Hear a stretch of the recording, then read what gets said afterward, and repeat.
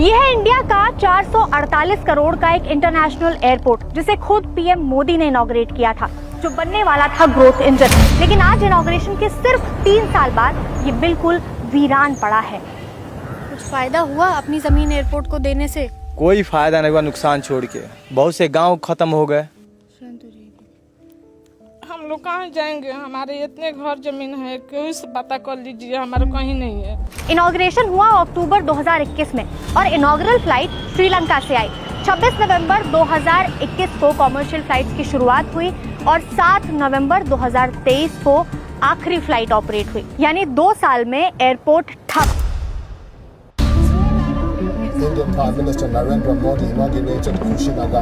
कुशीनगर देश की आर्थिक राजधानी और कुशीनगर कोलकाता के साथ भी जोड़ी जाएगी। Airport in India's northern state of Uttar Pradesh.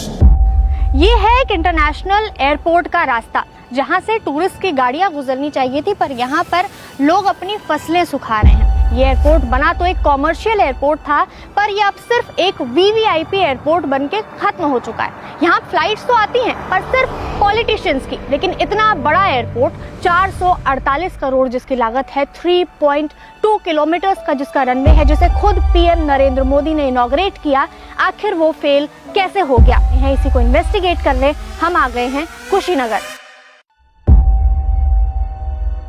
अभी हम लोग वंदे भारत एक्सप्रेस ट्रेन में हैं। हमें दिल्ली से कुशीनगर जाना था, पर कुशीनगर के लिए कोई भी डायरेक्ट ट्रेन अवेलेबल नहीं है क्योंकि कुशीनगर में कोई रेलवे स्टेशन ही नहीं है। इसीलिए हम लोग पहले दिल्ली से वाराणसी जा रहे हैं और फिर वाराणसी से कार से हम लोग कुशीनगर जाएंगे।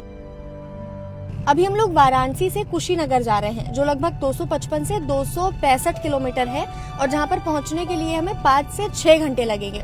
दूसरा ऑप्शन हमारे पास ये था कि हम गोरखपुर होकर के चले जाते, जो 50 से 55 किलोमीटर दूर है कुशीनगर से, पर हमारे लिए वाराणसी ज़्यादा कन्वीनियंट था क्योंकि यहाँ पर हमारे टीम मेंबर का घर है, तो हमारे लिए कैब करना थोड़ा मुश्किल होता गोरखपुर में। यहाँ से हम डायरेक्ट कार से जा रहे हैं। शूट करने आए थे हम लोग इंटरनेशनल एयरपोर्ट का डॉक्यूमेंट्री, उसके लिए उत्तर प्रदेश, मतलब हम लोग को बाहर से ही शूट करना है, अंदर नहीं करना है। हम लोग एयरपोर्ट्स को लेकर के डॉक्यूमेंट्री बना रहे हैं कि उत्तर प्रदेश में कहाँ कहाँ नए नए एयरपोर्ट्स खुले, उसको लेकर के हम आए हैं। राजधर्म, द राजधर्म सर्च कर लीजिए, दिखा दीजिए। अगले दिन आइए। हम लोग सर दिल्ली से ही आए हैं यहाँ वीडियो बनाने। यहाँ से नहीं, हम लोग दिल्ली से ही हैं। हाँ, हम लोग डॉक्यूमेंट्री बना रहे हैं, इसलिए हम लोग यहाँ पर आए हैं।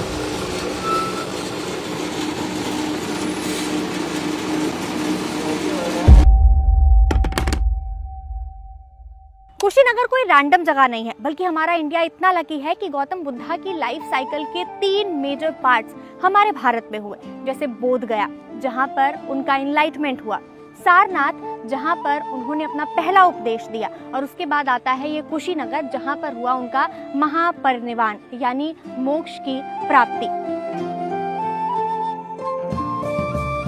प्लान था बुद्धिस्ट सर्किट बनाने का। नेपाल का लुम्बिनी जहां पर गौतम बुद्धा का जन्म हुआ, बोध गया और सारनाथ, इन तीनों के बीच का परफेक्ट मिड पॉइंट बनता है ये कुशीनगर, और इससे पूर्वांचल टूरिज्म सर्किट यानी बौद्ध धर्म के जो चारों तीर्थ हैं वो इंटरकनेक्टेड हो जाते।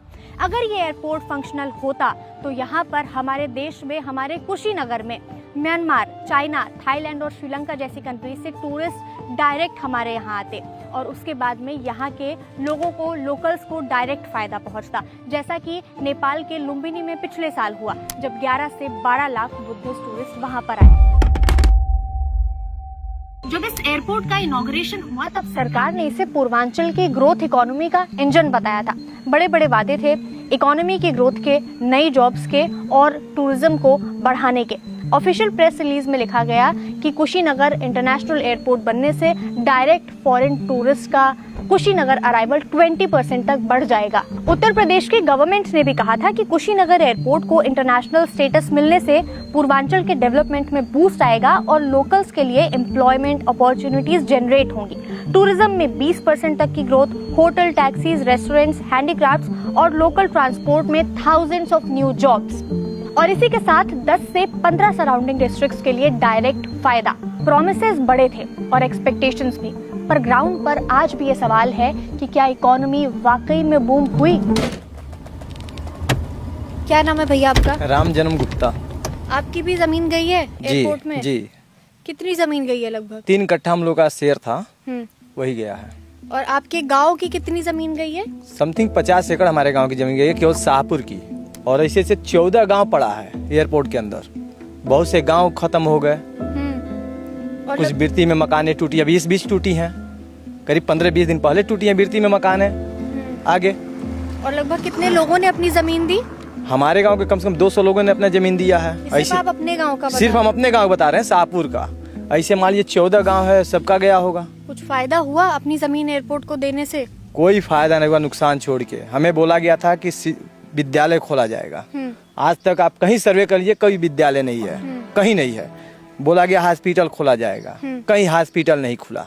यहाँ तक बोला गया काम दिया जाएगा। हमने ये तो नहीं कहा कि चलिए आप गवर्नमेंट नौकरी दीजिए, काम होता है, कोई मजदूर का काम करता है, कोई गाड़ी चलाता है, कोई कुछ करता है, लेकिन कोई यहाँ लोकल का एक आदमी काम नहीं किया। अब समस्या यह है कि जब वीवीआईपी लोग आते हैं तो हमारे वहाँ रास्ता भी बंद हो जाता है। हम लोग कहाँ जाएंगे? हमारे इतने घर जमीन है, कोई से पता कर लीजिए, हमारा कहीं नहीं है। मतलब आपके पास बस ये घर है, इसके अलावा और कुछ नहीं है? कुछ नहीं है। क्या फायदा हुआ? जो खेत था वो भी ले लिया। अभी देखिए यहाँ हमारा एयरपोर्ट का वो राउंड में हमारा 12 कट्ठा खेत गया, फिर वो मोड़ पर हमारा 6 कट्ठा गया। राशन कार्ड फ्री में देंगे, बच्चे लोग को पढ़ाई का सुविधा देंगे, कुछ भी नहीं, कोई विकास नहीं। तो बोल रहे थे लोग कि क्या नाम है भाई, अब दब बन जाएगा तो फैक्ट्री बैठेगी यहाँ पर, गरीबों को नौकरी दिया जाएगा, कुछ नहीं मिला। मोदी जी या योगी, हर कोई कहता है कि हर जगह नल रहेगा, नाली रहेगा। आप हमारे गांव शाहपुर में जाके देखिए, कुशीनगर से महज 1 किलोमीटर दूरी पे है और आज तक कहीं नल नहीं बिछा है।